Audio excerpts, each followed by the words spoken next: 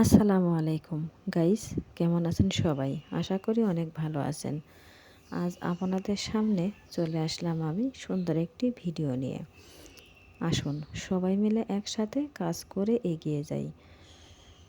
আজকে বেরিয়ে পড়েছিলাম ঘুরতে। মাঝে মধ্যে কিন্তু ঘুরতে বের হতে হয়। স্বামী স্ত্রী একসাথে বেড়ানোকে সুন্নত বলে। নবীজির সুন্নত পালন করা প্রত্যেক মুসলমান নর-নারীর উচিত। তাই আমরা মাঝে মধ্যে একসাথে ঘুরতে বের হই। ভাই বোনেরা, বোনদের উদ্দেশ্যে বলছি, সুন্দর চেহারার মানুষ দিয়ে কী করবেন বলেন তো? তার মন যদি সুন্দর না হয়, সুন্দর চেহারা নয়, সুন্দর মনের একটি মানুষের সাথে সংসার করুন, দেখবেন জীবনটা অনেক সুন্দর হয়েছে। তার পকেটে যদি টাকা নাও থাকে, তারপরেও সে আপনাকে ভালোবাসার কমতি দিবে না। তাই বলছি, হিংসা অহংকার না করে সুন্দর চেহারার মানুষের পিছনে না ছুটে সুন্দর মনের মানুষের সাথে সংসার করার চেষ্টা করুন।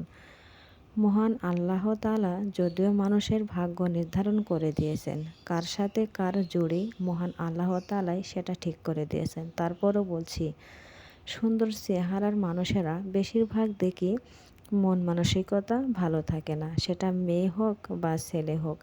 আবার কি বলেন, কিছু মানুষের পকেটে যদি প্রচুর পরিমাণে টাকা থাকে, সে মানুষের মন মানসিকতাও কিন্তু ভালো হয় না। তাই বলছি, আমার বেশি টাকার প্রয়োজন নেই, আমার সংসার চললেই হবে। আমার সুন্দর মনের মানুষের প্রয়োজন।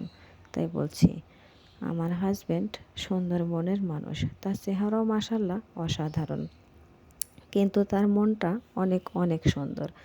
কিন্তু দেখেন, সব মানুষেরাই কিন্তু একরকম হয় না। আমি আশেপাশের পরিবেশটাও দেখি যে সুন্দর চেহারার মানুষেরা আত্মহংকারী বেশি হয়। তাদের সাথে কথা বলা যায় না। তাদের পকেটে যদি কিছু টাকা থাকে, তাদের পা তো মাটিতে পড়তেই চায় না। মনে হয় তারা হেলিকপ্টারে চড়ে বেড়াবে। এরকম মানুষ